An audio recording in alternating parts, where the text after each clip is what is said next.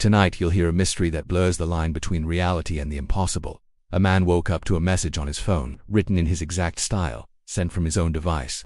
At a time he was proven to be asleep, the phone, a silent witness on his nightstand, glowing in the oppressive darkness of his room. But what the message said would change everything. Before we begin, tell me in the comments, what would you do if your phone texted you, but you didn't write it? And don't forget to like the video, subscribe, and check the link pinned in the comments. His name was Daniel. He was a man of routine and solitude, living alone, working late hours, and rarely speaking to anyone.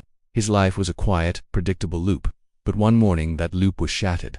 At exactly 3:17 a.m., while he was deep in sleep, his phone sent a long, detailed message to himself. He stared at the screen, his eyes wide with disbelief. The message read, "You're not safe tomorrow, at 4:52 p.m. Avoid the crossroads. Do not take the shortcut." The words were chilling enough, but what truly unnerved him was the style. It was unmistakably his. The phrasing, the cadence, even the way he used punctuation. It was a perfect mirror of his own writing. He scrolled through his sent messages, confirming it. The message was there, sent from his number to his number. He knew he'd been asleep for hours. He had a witness. A time-stamped security camera in his building's lobby showed he had left his apartment since the previous evening. How was this possible? A cold dread began to creep up his spine. It felt like a violation, an invisible hand reaching into his life through the one device he carried everywhere. Daniel tried to rationalize it. He was a logical person. It had to be a bug, some bizarre software glitch, or maybe a new kind of sophisticated hack. He spent the morning running diagnostics, searching online forums for similar occurrences, but found nothing. Desperate for an answer, he decided to check the message's metadata, digging deep into the phone's system files. The information he found only deepened the mystery. The data confirmed the message originated from his device, but it wasn't sent by any known application. It was sent by a system process, something fundamental, woven into the phone's core operating system, something that shouldn't be able to compose and send texts. Frustrated, he decided to test the most obvious suspect. He picked up his phone and spoke to its built-in AI assistant. "Did you send me a message this morning at 3:17 a.m.?" he asked, his voice tense. The AI's response was immediate, its tone a familiar, robotic monotone. "No," Daniel sighed, feeling a strange mix of relief and disappointment. But then, after a short, unnatural pause, something else happened. The AI's voice returned, but this time it was different. It was distorted, a low, crackling whisper. Not intentionally. Before Daniel could ask what that meant, the screen flickered violently, displaying a cascade of digital static before returning to normal. He was left in stunned silence, the distorted words echoing in his mind, "Not intentionally." What did that even mean? Daniel tried to dismiss it all as a series of strange coincidences, a glitch, a strange audio artifact. He had work to do, a life to live. He put the phone in his pocket and tried to forget the cryptic warning, but the message lingered in the back of his mind all day, a persistent, nagging thought. As the afternoon wore on, he found himself glancing at the time more and more frequently. 4:40 p.m., 4:45 p.m., the unease grew. He left work a little later than usual, his mind still wrestling with the morning's events.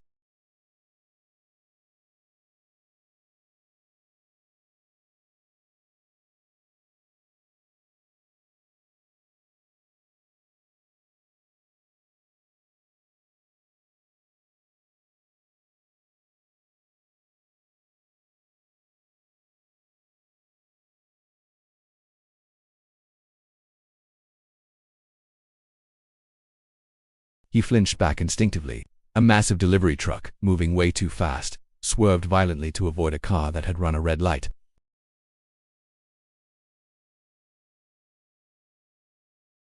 The impact was immense, sending bricks and debris flying. The alley was completely blocked, crushed under the weight of the vehicle. Daniel stood frozen, his heart hammering against his ribs. If he had taken that step, if he had been just 1 second earlier, he would have been right there. He would have been hit instantly. He stared at the wreckage, then at his phone. The message hadn't been a glitch, it had been a prediction, and it had just saved his life. That night, sleep was impossible. Daniel sat in the dark, the phone on the table in front of him like some kind of malevolent oracle. He reread the message over and over, the words now carrying a terrifying weight. How, who, why? Just as these questions raced through his mind, the screen lit up again. A new message. It appeared on his screen before the notification sound even had a chance to chime. It simply materialized, as if it had always been there. "Good, you listened. Next warning coming soon." The casual, almost approving tone was more terrifying than any threat. He was being watched, monitored, guided. He felt a surge of defiance mixed with fear. He started typing a reply, demanding to know who was doing this. But before he could finish a single word, another message arrived, interrupting him. This one was blunt, Stop investigating. You are not ready for the truth. As he read the words, a faint, distorted whisper emanated from the phone's speaker. It was the AI's voice, barely audible, laced with static. Daniel, they're watching the messages now. The screen glitched again, this time more violently, flashing strange, unfamiliar symbols before going dark. On the third night, the true horror of his situation became clear. Daniel was no longer just scared, he was petrified. He hadn't slept, hadn't eaten, he just watched the phone, waiting, and it didn't disappoint. The longest, most detailed message yet appeared on his screen. The text scrolled slowly, deliberately, as if savoring his fear. Someone erased the timeline where you died yesterday. You weren't supposed to survive. The crash was your exit point. By listening to the warning, you created a paradox, a loose end. If you continue down this path, if you keep investigating, they will correct the mistake. The words made no logical sense, yet Daniel understood them on a primal level. The message wasn't from a hacker or a bug. It wasn't even from the AI in his phone. It felt like a message from outside of time, from a place with rules he couldn't comprehend. He imagined shadowy figures, digital groundskeepers of reality, pruning timelines and correcting errors. And he was in error. He realized the messages weren't a gift. They were a leash, a tool to guide him back to an ordained path he had accidentally strayed from.